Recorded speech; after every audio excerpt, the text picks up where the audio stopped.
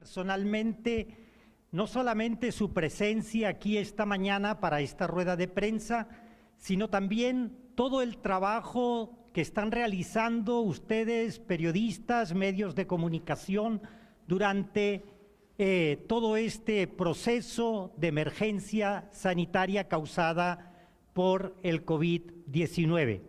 Creo que es muy importante en estas situaciones la labor de los medios de comunicación para una información veraz, amplia a la población de todo lo que va sucediendo en el país. Este día queremos compartir con ustedes las razones de por qué la Universidad Centroamericana José Simeón Cañas presentó su renuncia irrevocable a ser parte del Comité del Fondo de Emergencia y de Recuperación y Reconstrucción Económica por los efectos causados por la pandemia del COVID-19.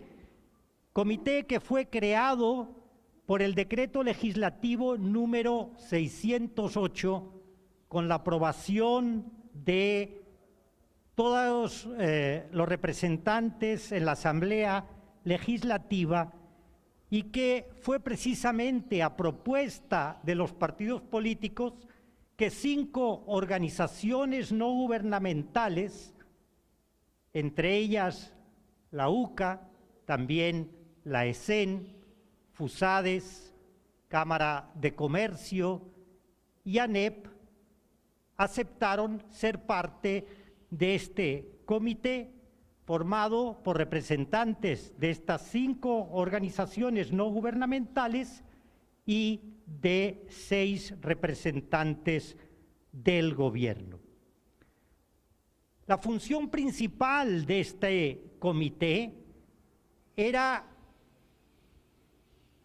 trabajar un presupuesto extraordinario hasta la cantidad de $2.000 millones que el legislativo autorizó al gobierno a buscar, ya sea como un préstamo o a través de la emisión de bonos, para financiar todas aquellas actividades que requería la emergencia, la recuperación y reconstrucción económica de nuestro país. Asumimos, pues, ser parte de este comité como un compromiso con el pueblo salvadoreño, como un compromiso por la transparencia, la honestidad y la verdad. Y lo hicimos siendo muy conscientes que ello implicaba riesgos, que significaba un gran trabajo, pero con la esperanza que nuestra participación y la participación de las otras 4 organizaciones no gubernamentales ayudaría al mejor manejo de los recursos y también a una mejor dirección de los mismos, respondiendo a los intereses de la nación, a salvaguardar la vida de las personas más vulnerables y a las necesidades técnicas. Sin embargo, desde el inicio del comité, que inició sus funciones el 30 de marzo, advertimos una serie de dificultades que hacían difícil cumplir con la misión por la que fue creado. Entre las dificultades que se han visto está, en primer lugar, la transparencia en las transferencias monetarias directas, la entrega de los $300 por familia a 1,5 millones de familias, sumando $400 millones. También vimos necesario la reforma del decreto 608 para poder realizar mejor su función. Tuvimos dificultades también porque no recibimos la información ni se plantearon varias de las funciones que se le asignaban al comité y que en sus reuniones no se tuvieron en cuenta. De esa manera no se podía elaborar el presupuesto extraordinario para el uso de estos 2.000 millones de dólares, ni se pudo realizar las tareas de Contraloría Social que la Asamblea le asignaba al comité. Y por último, y esto es algo ya muy particular de la UCA, también hemos decidido separarnos del comité por el irrespeto a la institucionalidad y a los derechos humanos con los que nuestro gobierno está enfrentando esta epidemia. El primer problema lo tuvimos con el programa de transferencias monetarias. Como ustedes saben, ese programa se anunció antes de la entrada en vigencia del comité y se diseñó sin contar con el comité ni con la aprobación del mismo. Entonces, el decreto 608 decía que una de las funciones del comité era aprobar el programa de transferencias monetarias, las características de las personas beneficiarias y los criterios de distribución y la forma de entrega. Nosotros desde el primer día dijimos que no nos hacíamos responsables de ese programa de transferencias monetarias, ya que no habíamos participado ni en su decisión, ni en su diseño, ni en la definición de las características de las personas que lo iban a recibir, ni tampoco en la modalidad de entrega. Dijimos, por tanto, que había que eliminar del decreto este inciso que hacía referencia a las mismas.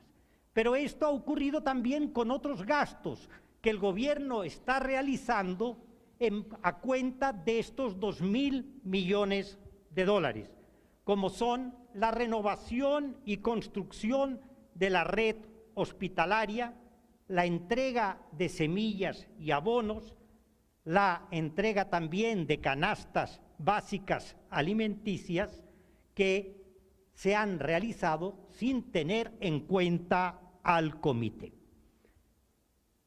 Cuando vimos que era necesario la reforma del decreto 608, también los representantes del gobierno en el comité estuvieron de acuerdo en esa necesaria reforma del decreto. Y de hecho, en el seno del comité se consensuó una reforma de ese decreto, ya que el decreto atribuía al comité funciones que no podía realizar.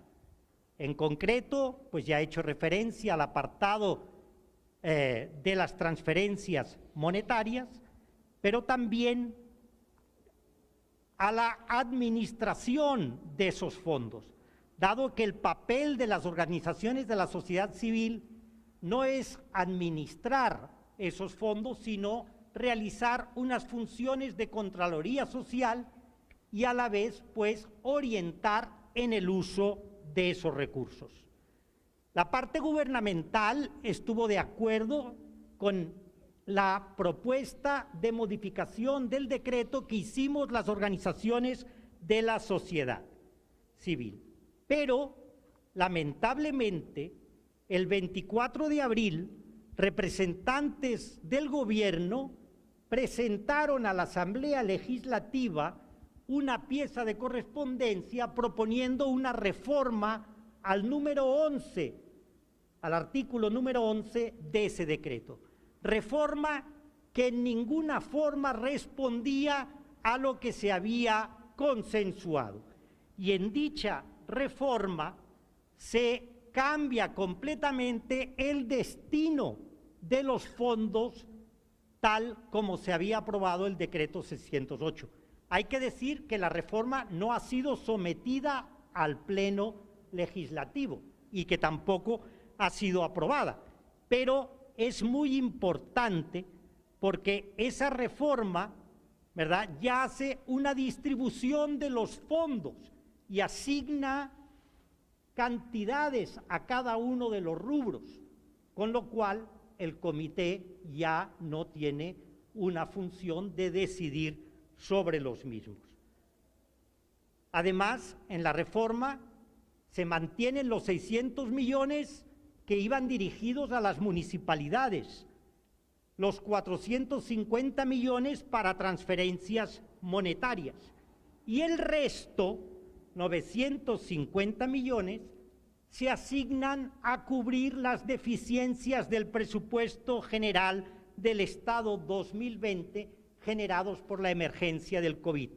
Ya se elimina lo que se había puesto en el decreto y que era muy importante, que se dedicaran los recursos sobrantes al manejo de la emergencia, al apoyo a la agricultura, al sector agropecuario, a los trabajadores que se veían afectados por la emergencia y la cuarentena, y también a las pequeñas, micro y medianas empresas para que tuvieran liquidez. Incluso el decreto establecía implementar un fondo de liquidez para las micro, pequeñas y medianas empresas afectadas por la emergencia, financiar a los productores agrícolas de granos básicos y al sector agropecuario, un programa de subsidio de pago de planilla a empleados afectados por la declaratoria de emergencia nacional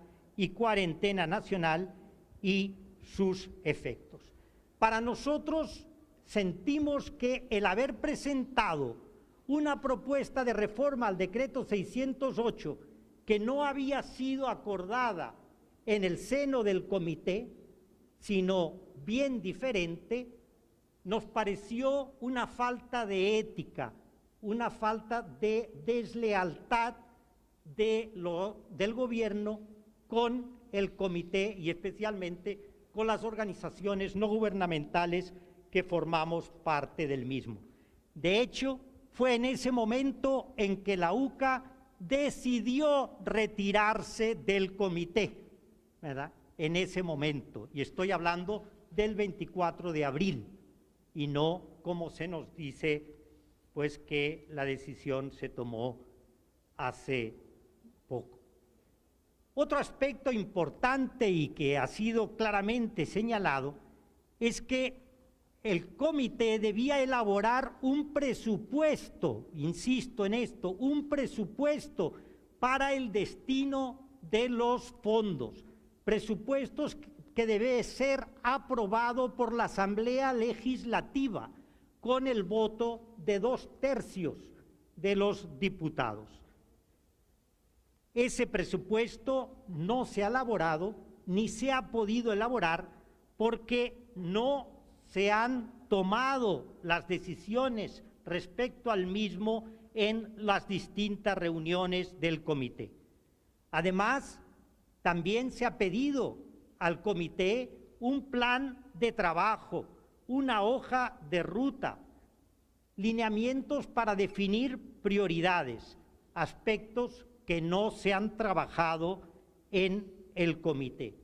Igualmente se pidió a la parte gubernamental entregar toda la metodología y los criterios con los que fueron entregados los $300 a las familias salvadoreñas, información que a la fecha tampoco se ha presentado.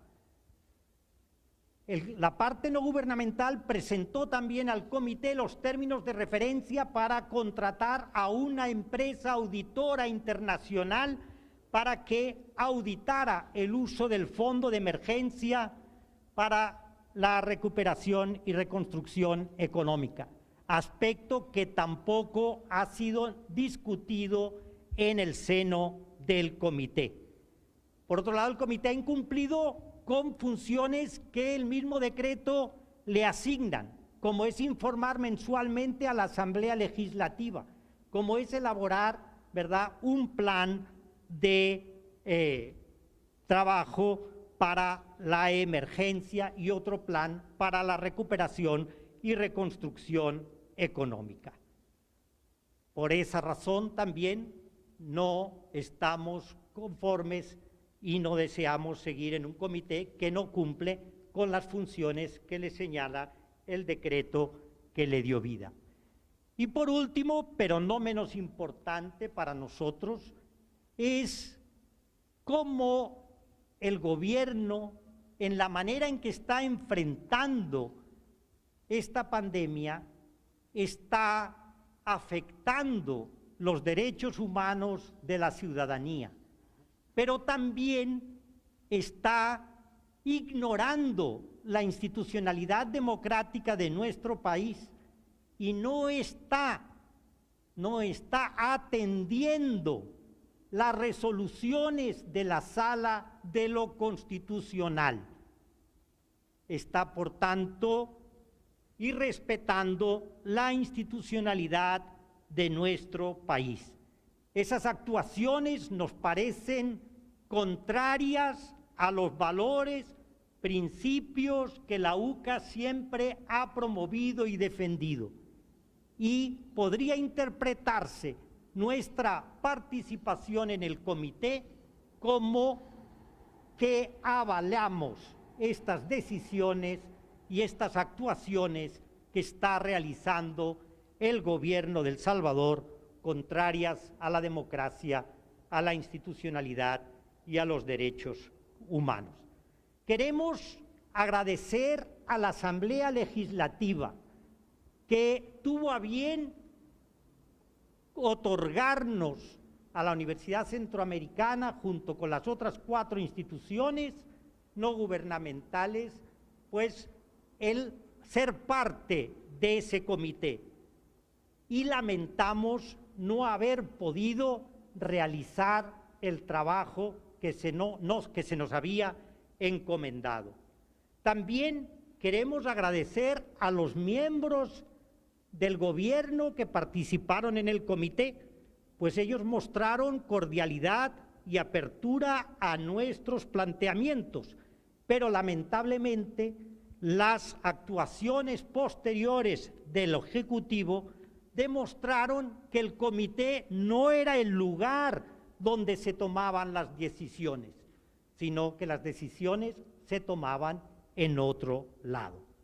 Por eso, la misión encomendada al comité no es posible, porque no contamos con la colaboración decidida del Ejecutivo. Y dado que no podemos realizar las funciones que el decreto nos asigna, hemos considerado que debemos retirarnos del mismo y solicitar a la Asamblea Legislativa la reforma del decreto 608 para cambiar la composición de dicho comité, si es que la Asamblea Legislativa estima que debe seguir el mismo. Paso ahora la palabra a el maestro Omar Serrano, quien fue la persona delegada por la Universidad Centroamericana para conformar el comité y representar a la misma en el seno de ese comité. Muchas gracias. Muchas gracias, Padre Andreu. Gracias de mi parte también por la presencia de ustedes. Quiero comenzar diciendo que no tengo yo ninguna queja personal contra el comité en sí mismo, como lo he dicho públicamente y se lo dije a ellos en la reunión de ayer en la que presentamos nuestra renuncia. Agradecí el trato cordial, respetuoso, abierto, sobre todo del secretario privado, muy flexible a nuestras posiciones. En lo referente al trato realmente estamos agradecidos, fue muy fina. El problema de fondo es lo que ya dijo el padre, es que las decisiones más importantes, incluso las que atañen al comité, no se tomaron ahí. Ese es el problema de fondo. Pero yo les agradecí, como les dije, me alegra mucho que ayer se haya dicho que van a dar a conocer las actas, ¿verdad? Quiero aclarar que tuvimos 10 reuniones, la 10ª reunión que fue ayer fue básicamente para poner nuestra renuncia, pero de las 9 anteriores nosotros tenemos copia firmada por todos, es la que nos han hecho llegar de las primeras 7 reuniones. De la 8 y la 9 no, pero nosotros tenemos nuestros apuntes, todas las organizaciones apuntamos. Entonces, desde el comité inició su labor el 30 de marzo, fue la primera reunión. Desde ese mismo instante argumentamos, y está en el acta, la van a dar a conocer el gobierno, por favor lo consultan, que para poder proponer las estrategias debemos conocer los planes referentes a la emergencia y la recuperación económica del gobierno, con el fin de tener el horizonte trazado en tiempo y sobre todo el alcance de dichos planes para poder tener una mejor toma de decisiones. Eso fue lo que planteamos el 30 de marzo, una de las 2 cosas que planteamos. Todavía no tenemos a estas alturas una copia de un plan integral para atender esta emergencia. Y la segunda cosa que planteamos fue lo que ya explicó el padre. Miren, no nos sentíamos conformes porque el decreto 608 dice que al comité le toca aprobar el programa de transferencias monetarias y las características de las personas beneficiarias y los criterios de distribución. Esto se anunció antes de que entráramos en funciones y se comenzó a implementar antes de que entráramos en funciones. Entonces, manifestamos esta inconformidad y, como dice el padre también, dijimos que no nos hacíamos responsables de eso porque no habíamos tenido nada que ver, y desde entonces planteamos la necesidad de reformar el decreto 608, el decreto legislativo 608. En la segunda reunión fue el 1 de abril, parte de los acuerdos lo pueden ver el acta, el gobierno la va a dar a conocer, dice, si no, nosotros la vamos a dar a conocer después, si no, ellos no la dan. Dice que el Ministerio de Hacienda elaborará y presentará una propuesta de roles y responsabilidades de las distintas instancias involucradas de cara al financiamiento a gestionar por este comité. Y también dice que el Ministerio elaborará una presentación sobre la distribución de financiamiento del fondo. Todavía estamos esperando esas cuestiones, ¿verdad? Solo le estoy dando por cosas que se han dicho, compromisos que adquirieron y que están en las actas. Todos los miembros del comité tenemos estas 7 actas. En el acta número 3 del 3 de abril, ¿verdad?, insistimos en que había que reformar más integralmente el decreto legislativo 608 porque, por ejemplo, nos daba responsabilidades sobre las alcaldías, de administración, de realizar auditorías, eso no era propio, ¿verdad? Entonces insistimos en la necesidad de reformar el decreto legislativo 608. Pero en esta reunión del 3 de abril, ¿verdad?, se acordó que una propuesta de metodología y lineamientos para asignar fondos a los proyectos del gobierno a cargo del Ministerio de Hacienda en conjunto con otros ministerios, que los proyectos debían tener como mínimo plan de acción, plazo y monto, los proyectos del gobierno central, ¿verdad? Eso fue un acuerdo y se dijo que el plazo de entrega estaba por definir, no se había. Todavía, que sepamos, no hay un plan con estas características que se ofreció ese día. También en la misma reunión se volvió a decir que se iba a presentar una propuesta de metodología y lineamientos para asignar fondos a los proyectos de gobierno, ¿verdad? Y que eso iba a ser con posterior fecha. Lo que acabo de decir nunca se presentó, ¿verdad? En la reunión número 4 del 7 de abril, el ministro de Salud nos hizo una excelente presentación, ¿verdad?, sobre la pandemia, realmente buenísima, sobre la fase 1, la fase 2 en que entrábamos, sobre la fase 3, la fase 1 de contención, la fase 2 de respuesta, que es la que estamos, y la fase 3 de transición. Realmente fue una buena presentación en PowerPoint desde el punto de vista sanitario, ¿verdad? Pero para efectos de nuestro trabajo, le preguntamos, y esto lo recuerdo fielmente porque fui el que le pregunté, ¿cuál había sido la inversión en la fase 1 del gobierno y cuáles estimaban que iba a ser la inversión en la fase 2? A lo que el ministro, y búsquenlo en las actas, acta 4 del 7 de abril, ahí está, el ministro contestó que se estaban haciendo los consolidados, no se tenían los datos y que se presentarían en una próxima reunión, ¿verdad? Y entre los acuerdos, a solicitud nuestra, se nos ofreció compartir esa exposición muy buena, esa presentación más bien en PowerPoint que hizo el ministro. En la reunión 5 del 8 de abril, lo pueden cotejar con las actas que va a compartir el gobierno.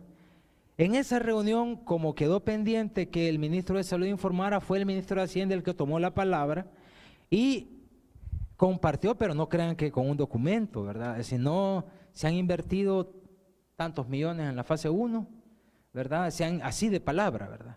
Entonces, realmente fue una respuesta, no explicó nada de la fase 2, se acordó otra vez que en fechas posteriores se iba a presentar lo que se pensaba invertir en la fase 2, pero fue una respuesta que en ese momento nos satisfizo, pero fue de palabra, no un documento así. Lo más que llegamos a tener fueron presentaciones en PowerPoint.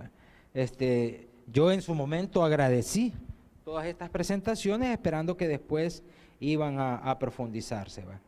En esta reunión se acordó que el Ministerio de Hacienda informara de manera periódica sobre la inversión en las distintas fases de la pandemia para llevar el control y nosotros como comité tomar decisiones, ¿verdad? No se volvió a tener también esto. En esta quinta reunión, de parte de la sociedad civil, un compañero integrante del comité presentó propuesta de lineamientos para asignar recursos a las municipalidades y términos de referencia para auditorías, ¿verdad? En esta reunión fue que se explicitó que esto no excluía el papel que por ley le corresponde a la Corte de Cuentas de la República, ¿verdad? El compañero que expuso fue el que sugirió en esta presentación que en vista de que no aplicaba la ley la CAP por el estado de emergencia, se sugería que la Corte de Cuentas, estoy leyendo el acta sí, que la Corte de Cuentas ejerciera un control preventivo y concurrente. Se pidió solicitar esto a la Corte de Cuentas de la República.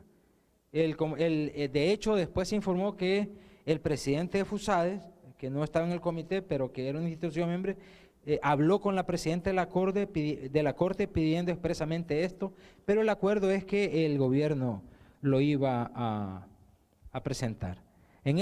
También se acordó en esta reunión que el Ministerio de Hacienda iba a informar de manera periódica sobre la gestión de financiamiento, ¿verdad? Y que se realizan gestiones para esto de la Corte de Cuentas. En el acta 6, o en la sesión 6 del 14 de abril,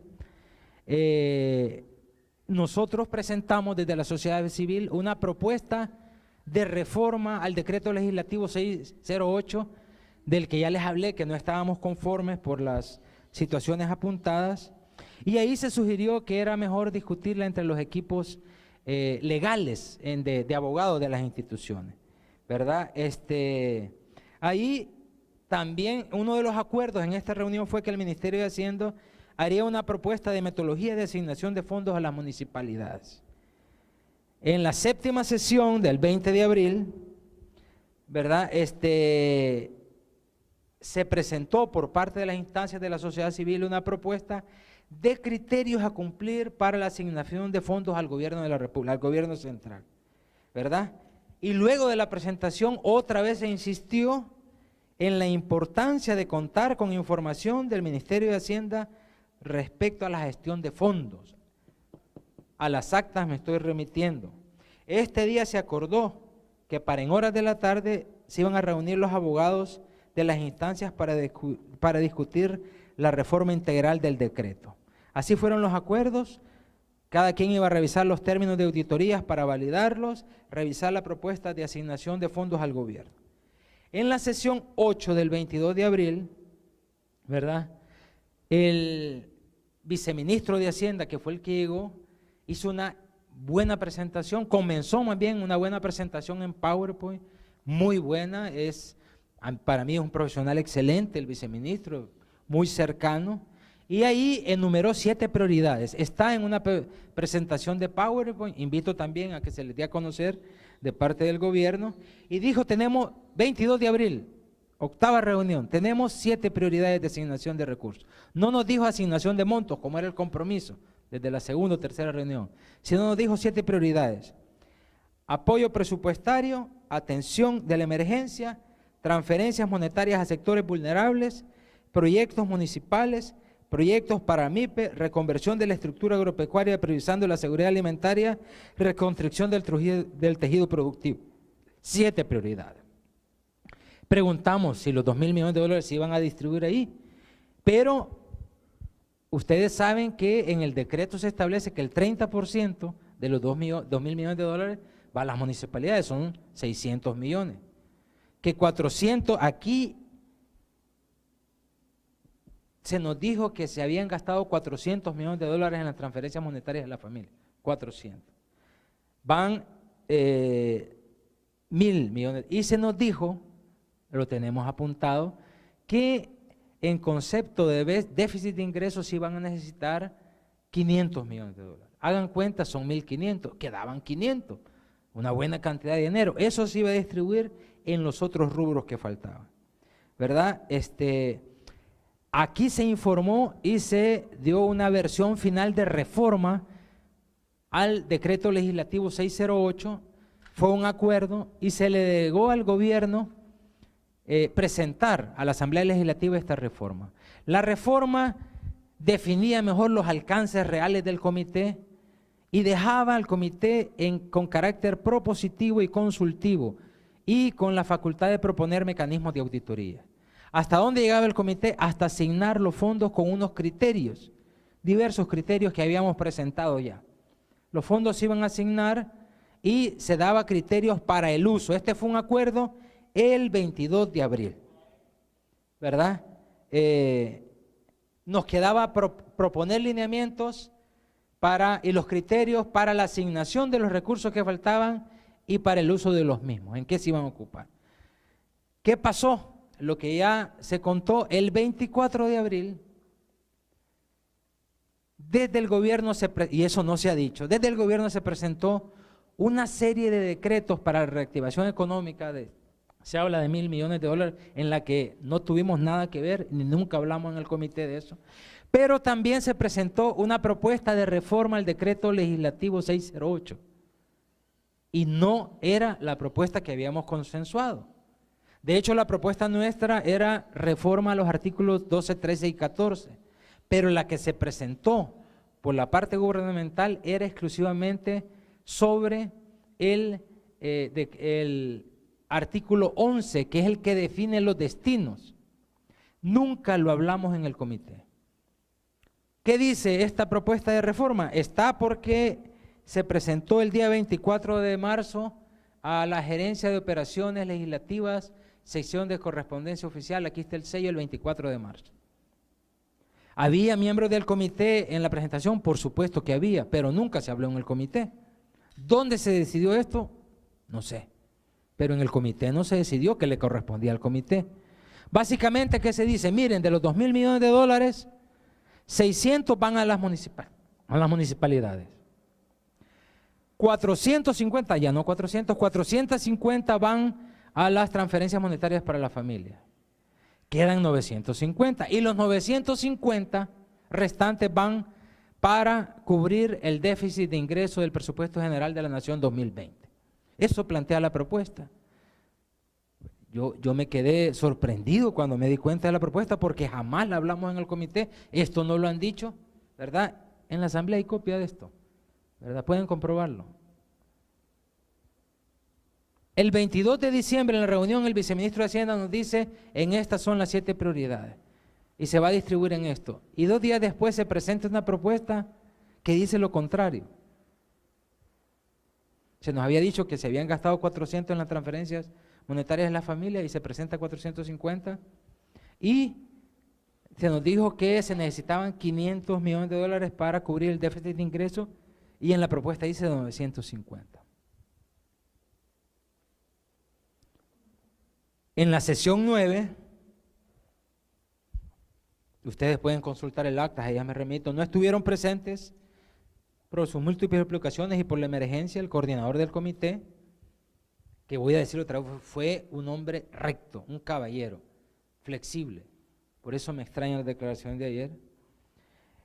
No estuvo el asesor jurídico también presente y tampoco estuvieron los ministros de salud. Pero el punto central fue nuestra inconformidad con esta propuesta que se presentó a la Asamblea Legislativa de manera unilateral e inconsulta. Y les repito las frases que yo dije dentro del comité porque me gusta decir las cosas enfrente, y lo volví a decir ahí en la reunión. Dije que no tenía problemas con el comité, como se lo dije, pero que me parecía que no se estaban tomando las decisiones más importantes ahí. Y yo les dije que esa era una falta de respeto al comité, que era antiético y era una falta de transparencia haber hecho eso. Se lo dije. Hubo ministros y ministras que nos dieron la razón, pero dijeron que no podían explicar, que eso lo manejaban otra gente que no estaba en la reunión, que esperáramos. Nos dieron la razón, ¿verdad? Pero no pudieron opinar porque percibió que no están, nos dijeron, eso lo manejan fulano y mengano, ¿verdad?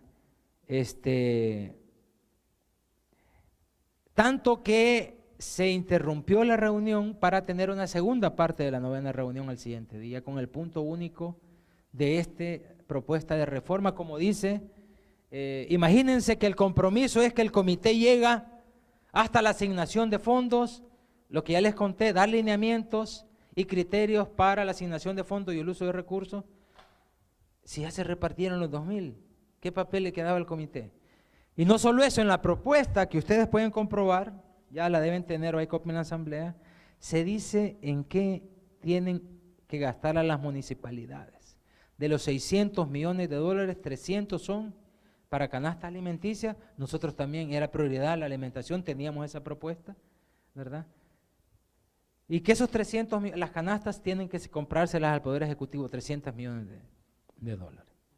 Entonces la segunda reunión, ya voy terminando, la segunda parte de la reunión 9ª fue, ahí llegó el asesor jurídico de la presidencia, volvimos a expresar este descontento, ya no lo voy a repetir, escucharon muy calmadamente y el acuerdo fue, esperemos que pase nuestra propuesta, esta de la que estoy hablando. Nunca se presentó la propuesta que habíamos consensuado. Y cuando la sancione el presidente, los vamos a volver a convocar. Todavía no se han sancionado, pero la actitud demostró lo que significaba el comité. No nos tomaron en cuenta.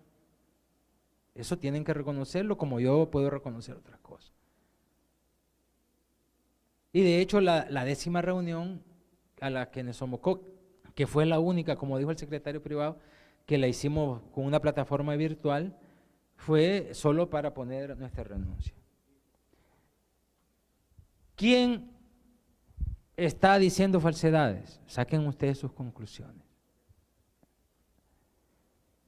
¿Quién le huye a la transparencia? Saquen ustedes sus conclusiones. Resumo, nunca se nos presentó un plan integral de enfrentamiento a la pandemia como pedimos en la primera reunión. Nunca se presentó a la Asamblea Legislativa la propuesta consensuada al decreto legislativo 608 como habíamos consensuado y como habíamos. En su lugar se presentó otra que no conocíamos. Tercero, no se nos presentó propuesta de roles y responsabilidades de las distintas instancias involucradas de cara al financiamiento para gestionar en el comité que se comprometieron el 1 de abril. A las actas me remito. Nunca se nos presentó una propuesta de distribución del financiamiento y cuando se hizo, en esa buena presentación, viceministro, se presentaron 7 prioridades, no distribución de financiamiento. No se nos presentó la propuesta de metodología y lineamientos para asignar fondos a los proyectos del gobierno. Esto era una cosa, en su lugar, un compañero, ya les conté, presentamos una propuesta. Miren, fuimos escuchados, ciertamente tuvimos voz.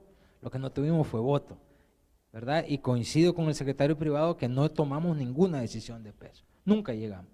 Hubo cordialidad, se nos escuchó. El problema es que se hicieron presentación de propuestas de asignación de fondos a los gobiernos locales, asignación de fondos al gobierno central y TDR de auditoría, todas se nos escuchó y todo, pero nunca dijeron, esta vamos a retomar. Nunca se tomó decisión sobre ello. Nunca se nos presentó lo invertido en el ramo de salud en la fase 1, formalmente hablando, ni lo estimado a invertir en la fase 2 en la que estamos, como se comprometieron en la cuarta reunión del 7 de abril. Tampoco se nos compartió la maravillosa presentación del ministro de Salud como se había prometido.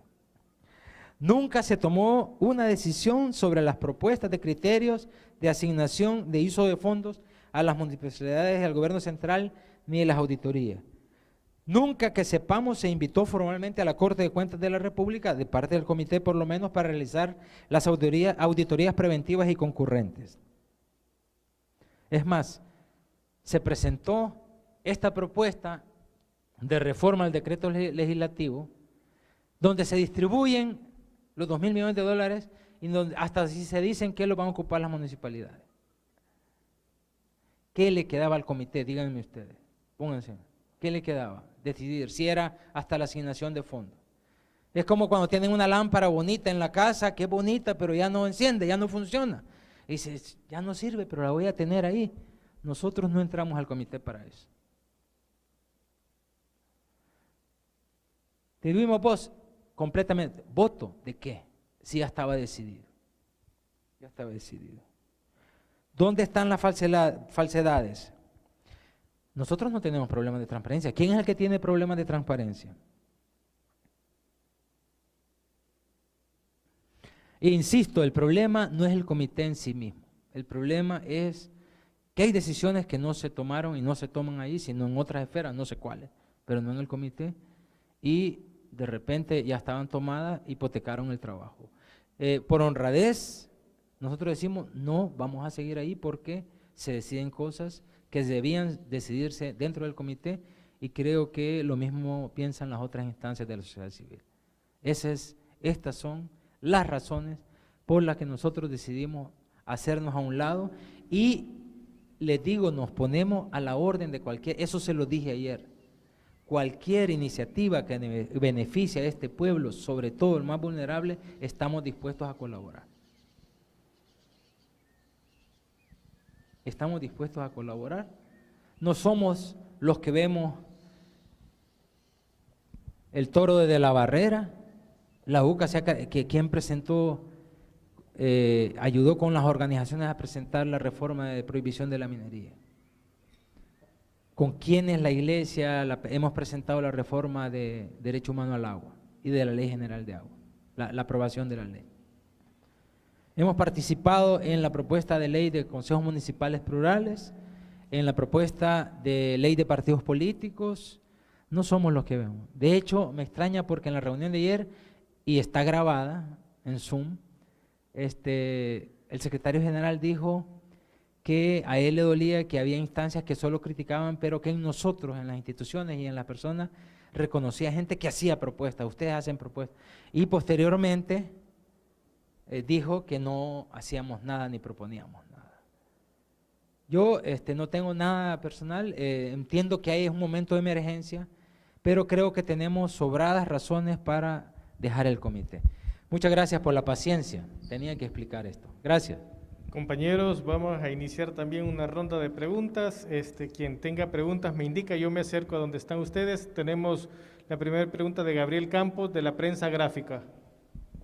Buenos días, padre Andreu Bolívar. Quería hacer dos consultas. ¿Por qué ayer que se presentó la renuncia ante la Asamblea Legislativa no se montó una conferencia de prensa para poder dar las razones de manera conjunta, como los 5 miembros del comité que presentaron la renuncia?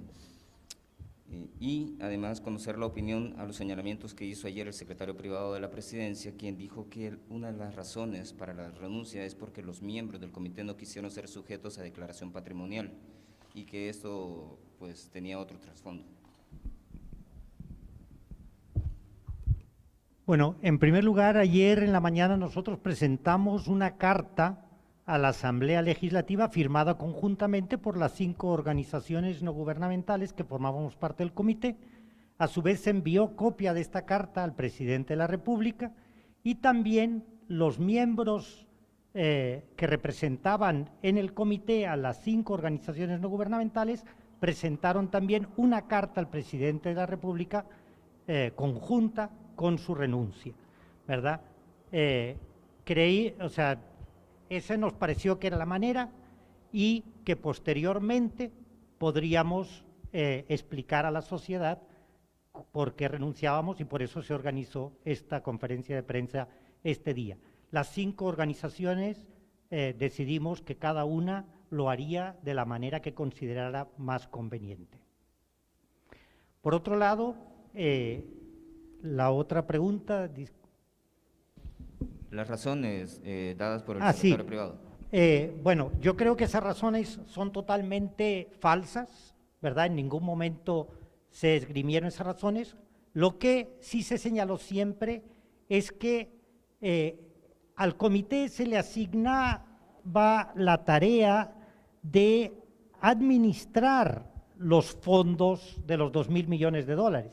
Y nosotros dijimos que como organizaciones de la sociedad civil no podíamos hacer esto porque no era nuestra función, pero además que los recursos públicos los administran, ¿verdad?, aquellos que los reciben. En ese caso concreto, esos recursos iban dirigidos a las municipalidades, los iban a administrar los municipios, iban dirigidas al gobierno, a las distintas carteras del gobierno, y cada cartera iba a administrar, no era parte de la administración del comité, y por eso se pedía la reforma también del decreto legislativo para que esa tarea de administrar, que no la podía realizar el comité, no la tuviera el comité, sino que la realizaran las instituciones públicas que iban a recibir los fondos.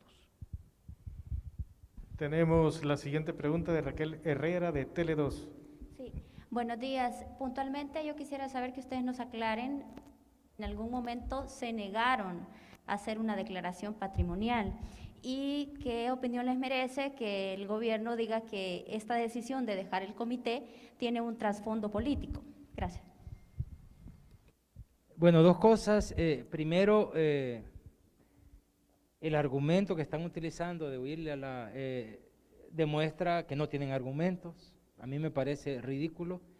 Por favor, como el gobierno va a dar a conocer las actas, revisen dónde aparece que alguno de los miembros del comité rehuyó a declaraciones.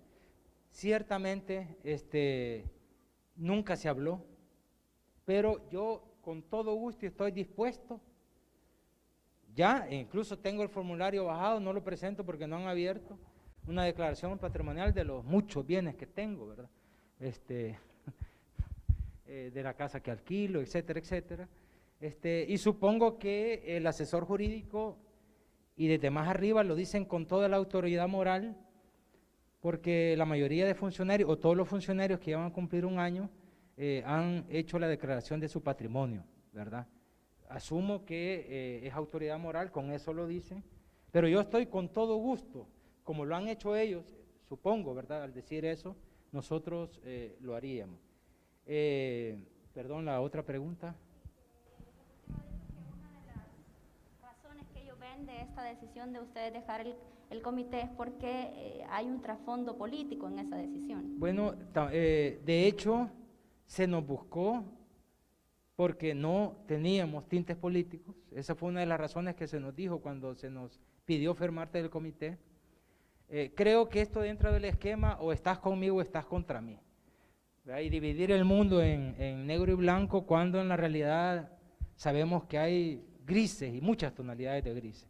El no estar de acuerdo en alguna posición, el criticar algo no quiere decir que estoy en contra de vos, a lo mejor quiero ayudarte, pero en este esquema cerrado, ¿verdad?, maniqueo, el que critica entonces dice tiene fines políticos. Si por algo nos escogieron y aceptó el gobierno, es porque no tenía fines. Nosotros estamos comprometidos con la honestidad.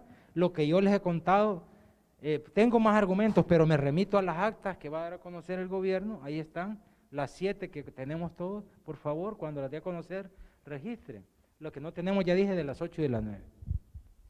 Quizás para aclarar, si uno suma los 2.000 millones de dólares aprobados para que el comité pues dirigiera y hiciera el debido presupuesto extraordinario para presentar a la Asamblea Legislativa, y los 1.000 millones aprobados posteriormente para la rehabilitación económica, fíjense que de los 3.000 millones, 400 van a cubrir deudas que tiene el gobierno, 210 millones a cubrir deudas que tienen los municipios, 950 millones al presupuesto general de la República. En total suma 1.560 millones.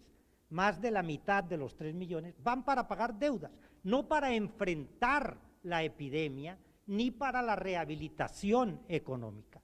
Esa es algo que nos parece importante y que nosotros no estamos de acuerdo con esa distribución.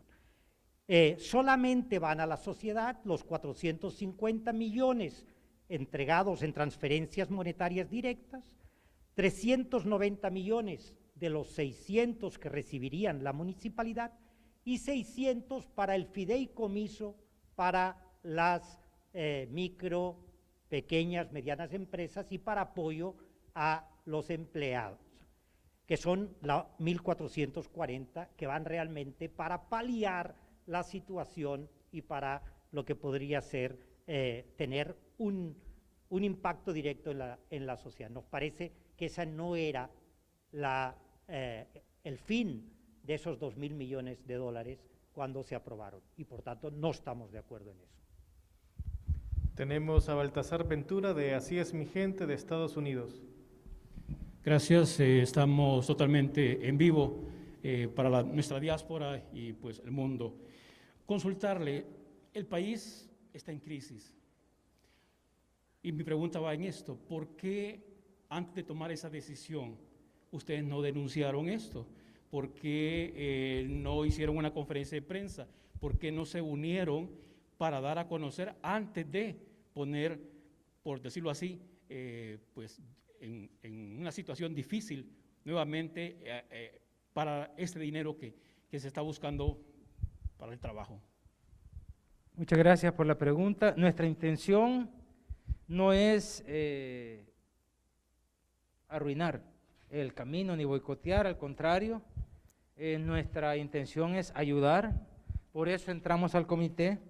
Sí, como ya dije, y ustedes lo verán, insisto, en las actas que va a dar a conocer el gobierno, nuestra postura, dijimos cosas cuando no estábamos, hicimos ver, yo les acabo de narrar lo que se prometió y no se cumplió, pero hay más cosas que ustedes van a ver en la acta.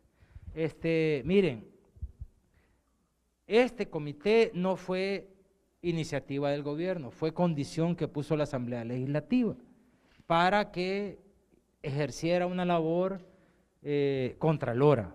Ese fue el objetivo. Y sabiendo los riesgos, lo difícil que es trabajar con instancias no amigas de la transparencia, aceptamos el reto para ayudar. Pero no estamos dispuestos a hacer lámpara de mesa, ¿verdad?, ni de adorno. Esta decisión fue muy reflexionada, fue difícil. Nosotros, y supongo que las instancias de la sociedad civil también, conformamos un equipo de trabajo. Habían economistas, abogados, especialistas en desarrollo con la idea de aportar. Pero fue difícil ser propositivos en esto, ¿verdad? Se nos escuchaba, pero nunca se tomaron decisiones.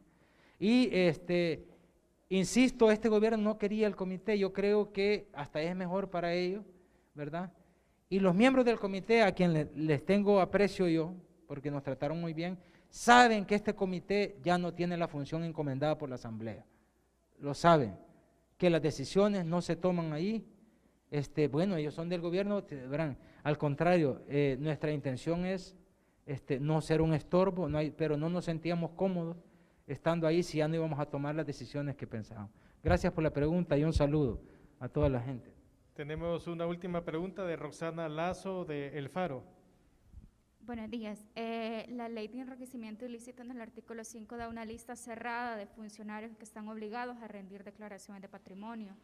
Dentro de esta no contemplan la figura la que ustedes ostentaban en el comité. Pese a esto, ustedes siempre van a rendir declaraciones de patrimonio.